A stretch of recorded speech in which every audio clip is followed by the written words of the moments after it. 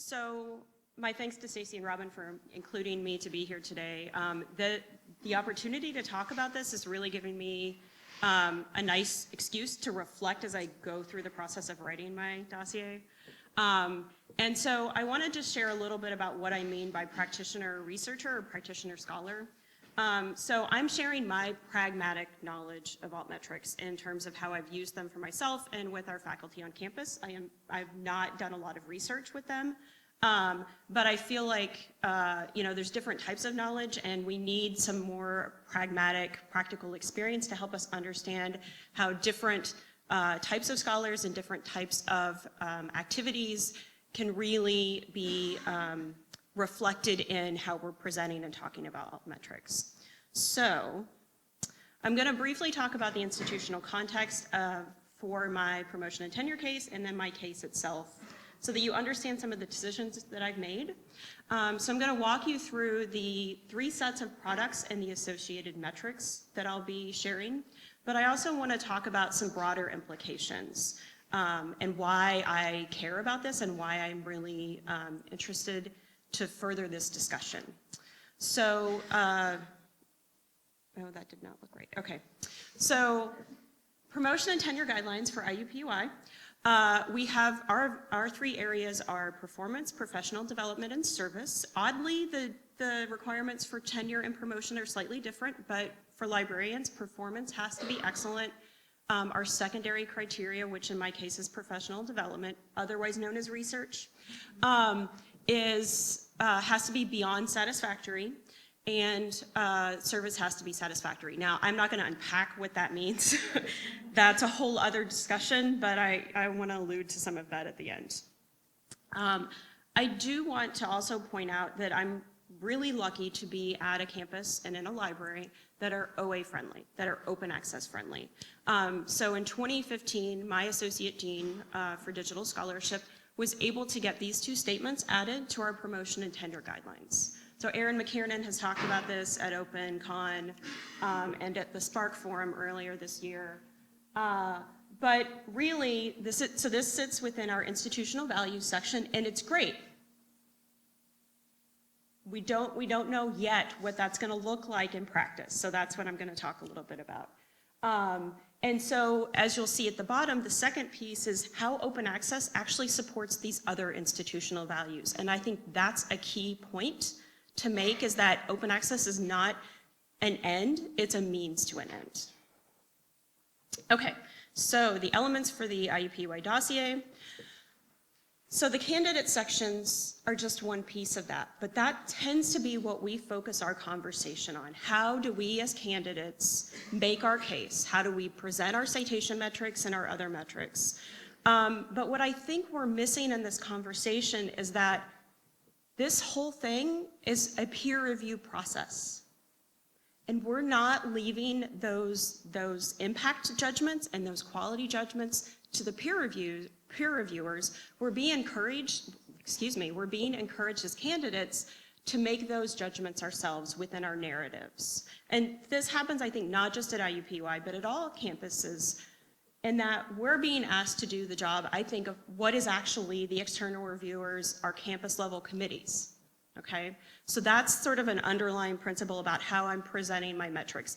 I will present my products, and I will share the data, and I will describe how I think that demonstrates engagement, but I'm not talking about impact in my narrative.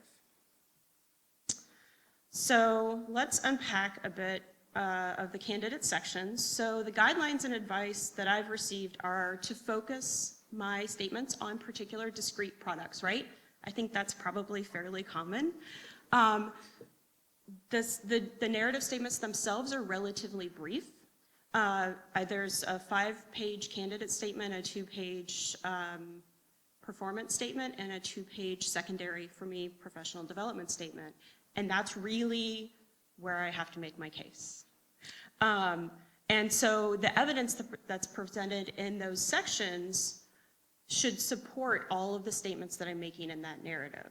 And the appendices are sort of, they're there, they really only get seen by the school level or the department level, in my case, the library committee. So I'm not entirely sure why we are asked to put together an appendix section, but I think it's a little bit more of the raw data, whereas the evidence in the main body of the dossier is sort of summary level data. Okay, so almost done with the context, and then I'm going to share some examples. So again, what I think is really important to know is to understand what I'm trying to accomplish as a librarian. So as the digital scholarship and data management librarian, and I'm also a liaison to the School of Public Health, I have 3 roles. And so I try to articulate the groups of people, the target audiences that I'm trying to influence. So for me, my primary audience are the IUPUI faculty, staff, and students. And that's a particular focus towards those engaged in research on my campus. The next sort of level is data librarians. The next level are academic librarians, and then sort of researchers outside of those spheres. And these are the sort of broad, high-level goals that I have for my work. So for performance, one of the things that I've tried to do is to improve the research practices of the people on my campus, and to identify effective strategies for teaching research data management. For professional development, I try to identify best practices because it's still a very early area of meta research. We don't really know what works and in which situations and for whom. And I also try to identify incentives and barriers to data sharing and reuse. So these are very high-level things, but they inform what I've done in the products that I've created. And then finally, for service, these are all fairly typical. I feel like we try to contribute back to the communities that we've received from. So data librarians and specialists, and then the open science and research community. Okay, so the examples I'm going to share today are from my professional development products. And I'm going to talk about 3 sort of groups of products. So there's evidence-based practices, or evidence-based practice. There's building data services and teaching research data management. So this first example here, and I apologize for the text glut, but you have these to look at later. So I wanted this to be rich. So in the middle, the sort of white table is a summary of the products, the citations, which are low, because I'm 4.5 years in, right? And then the views and downloads. So why I group these together is that I write these evidence summaries, which are post-publication peer review. They're critical appraisals of library and information science literature. And they're published in a journal called Evidence-Based Library and Information Practice, which I really believe in and I think is an excellent model for post-pub peer review in librarianship. So the data sources, which I'm not sure that you can see all that well, are publisher statistics. So it's an OA journal and they run in OJS. And then our institutional repository server. So I've aggregated those because, the reviewers will not care which source they came from, I don't think. And then, so I will be, in my narrative, I will be talking about how these products relate back to my goals.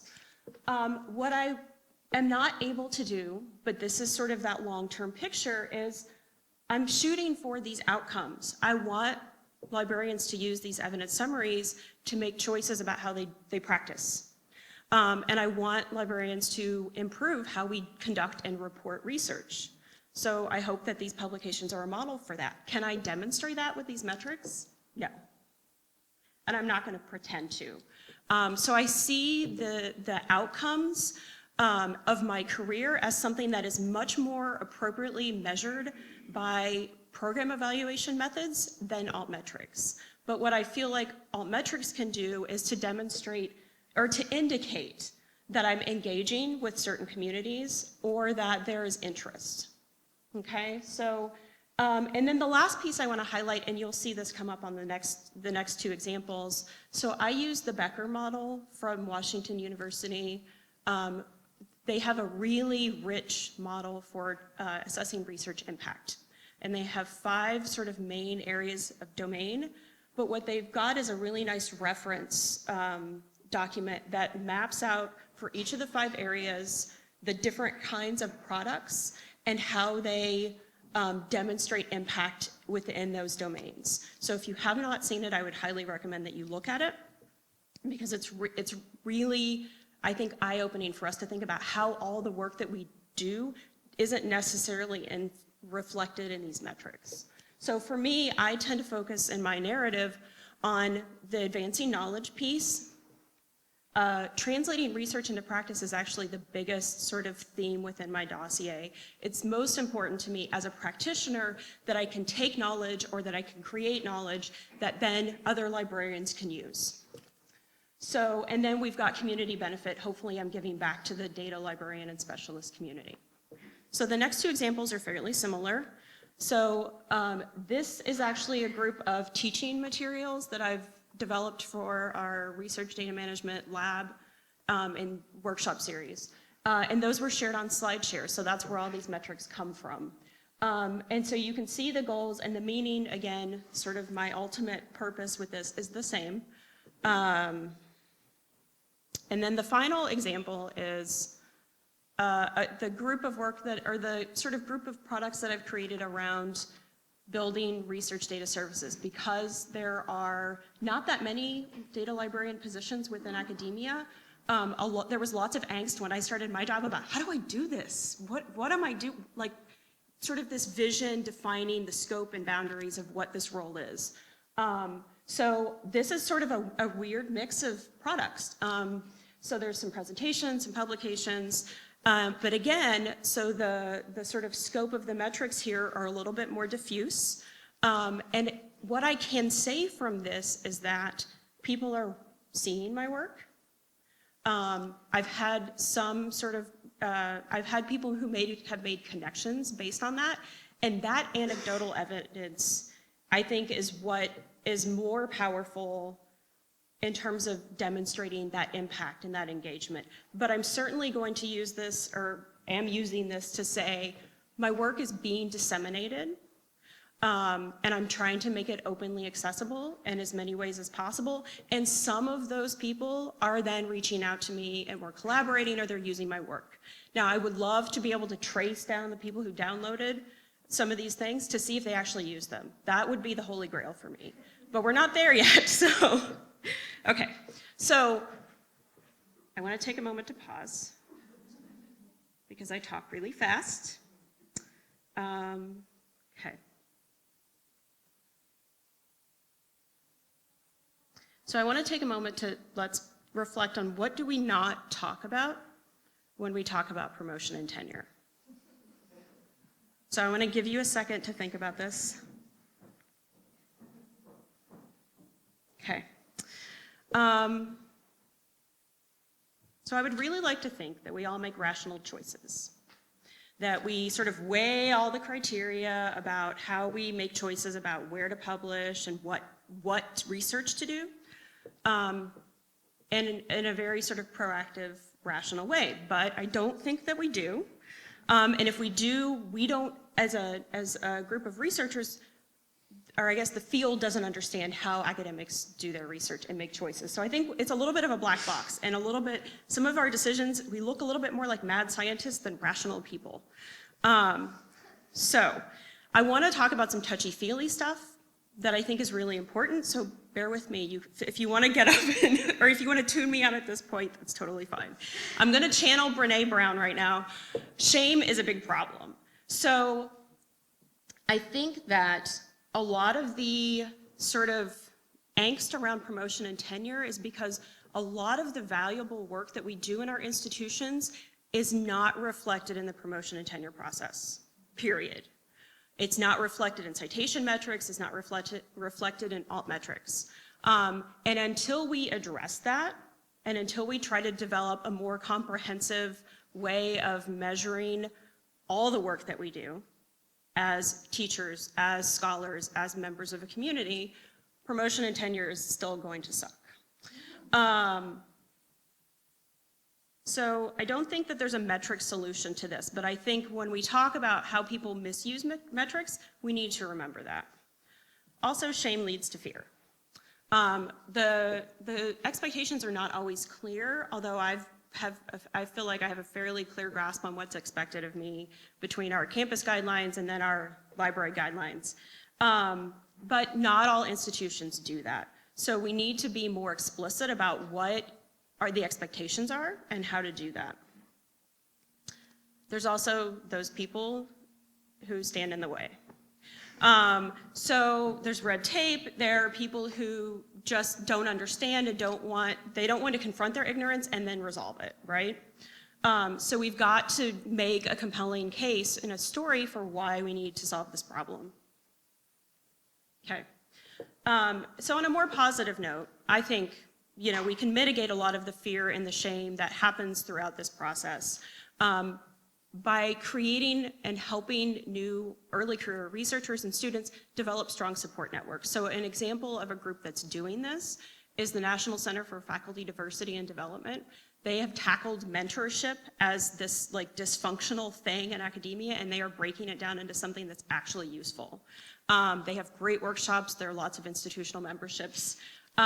So the last thing I want to say is that I think there are lots of problems. Metrics are a symptom.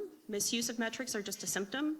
But we can facilitate change if we envision a better future, if we envision what we want to see as opposed to diagnosing and sort of taking apart all of the problems that we see existing right now. And I think let's move on to Holly. I'm done.